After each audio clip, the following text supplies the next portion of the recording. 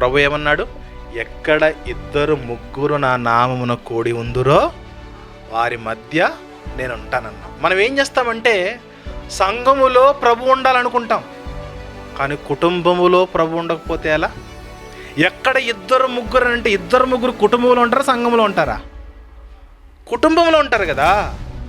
ప్రభు ఏమన్నాడు? ఎక్కడ ఇద్దరు ముగ్గురు నా నామమును కూడి ఉంటారో, నా పేరిట ఎవరైతే ఇద్దరు ముగ్గురు కూడి ఉంటారో వారి మధ్యకి నేను వస్తానంటున్నాడు. ఇద్దరు ముగ్గురుగా మనం కుటుంబంలో కూడి ఏ రోజున మనం ప్రార్థన చేసుకుంటున్నామా?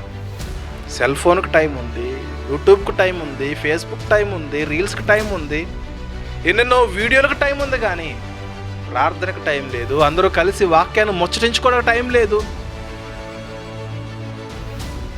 ఒక టైం మనం కేటాయించుకోం, ప్రభువా నువ్వు ఆ మధ్య ఉండాలని. ఆయనకే మనం స్థానం ఇస్తే, తిన్న తర్వాత తిన్న ముందో ఆయనకే మనం సమయాన్ని కేటాయిస్తే, ఒక అరగంట, ఒక 40 నిమిషాలు, ఒక 50 నిమిషాలు, ఒక గంట వాక్యం చదువుకోవడానికి, ప్రార్థన చేసుకోవడానికి ఆయనకే మనం సమయం ఇస్తే కుటుంబంలో సంతోషం ఉంటుంది, సమాధానం ఉంటుంది, దీర్ఘశాంతం ఉంటుంది, నెమ్మది ఉంటుంది, హ్యాపీనెస్ ఉంటుంది. మన మన మన మన మన ఇల్లు హ్యాపీ హౌస్గా, హ్యాపీ హోమ్గా ఉంటుంది అన్నాడా ప్రభు. ఎక్కడ ఇద్దరు ముగ్గురు నా నామమును కూడి ఉంటే వారి మధ్యలోకి వస్తానన్నాడు. మరి ఎందుకు ప్రభు రావట్లేదు? ఇద్దరు ముగ్గురు మధ్య ఎందుకు సమాధానం ఉండట్లేదు? ప్రభువును మనం ఆహ్వానించలేకపోతూ ఉన్నాం, ప్రభువును మనం పిలవలేకపోతూ ఉన్నాం. ప్రభువా నువ్వు రావాలి, ప్రభువా నువ్వు వస్తే మాకు సంతోషం ప్రభువా, మనం ప్రభువుని ఆహ్వానించలేకపోతూ ఉన్నాం. అందుకే కుటుంబాలు విడిపోవడానికి రెడీ అయిపోతూ ఉన్నాయి.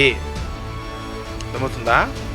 కుటుంబాల్లో యేసు ప్రభు వారికి స్థానం లేకపోవడం వలన కుటుంబాలు విచ్ఛిన్నమైపోయి విడిపోవడానికి రెడీ అయిపోతున్నాయి. ఆ స్థితిలో కుటుంబాలు వెళ్ళిపోతున్నాయంటే నష్టము జరుగుతున్న తర్వాత కూడా నాకు ఒక ప్రభువు ఉన్నాడు, నాకు ఒక దేవుడు ఉన్నాడు, ఆ దేవుడు మేము ఆహ్వానించుకుంటే మా కుటుంబాల్లో సమాధానము, శాంతి ఉంటుంది.